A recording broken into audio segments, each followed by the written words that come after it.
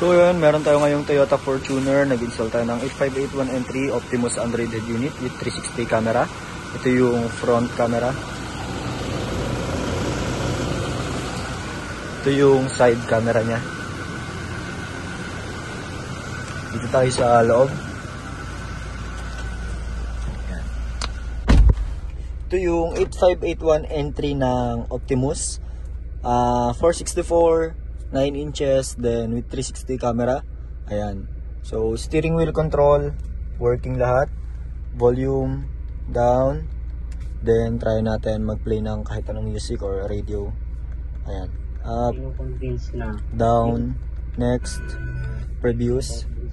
Then, yung mode, nilagay natin siya shortcut button ng 360 camera. Ayan.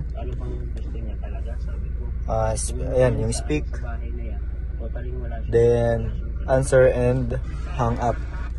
So, working lahat ng steering wheel controls. Then, meron siyang application, Google Assistant, Netflix, Waze. Meron din siyang Spotify, YouTube, Google Maps, Play Store. So, pwede pa tayong mag-add ng iba pang application sa Google Play Store. So, yung 360 camera, meron din siyang auto trigger. Ayan, left signal, right signal. So, nag-iba yung viewing. Ayun. Hazard. Then, reverse. Priority ng trigger yung reverse niya. Ayan. Then, 360 camera, all sides recording din siya. So, try natin mag-review ng isang video na na-record niya. Records. Ayan. Tuloy-tuloy na binibigyan kayo ng stress. Ayan. From front, rear, left, and right.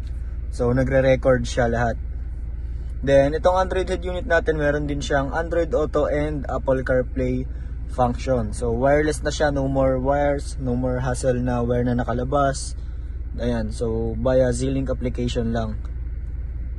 Then, meron din siyang split screen function. Then, meron din siyang cooling fan control. Kung ang worry mo ay kung nag-overheat ba yung head unit, hindi po. Kasi meron naman tayong cooling fan control. May manual mode. May automatic mode. Then, meron din siya built-in DSP or equalizer. Ayan, bass enhancement, sound field settings. So yun lang. Ito yung Optimus brand na Android head unit 8581N3 with 360 camera. So thank you.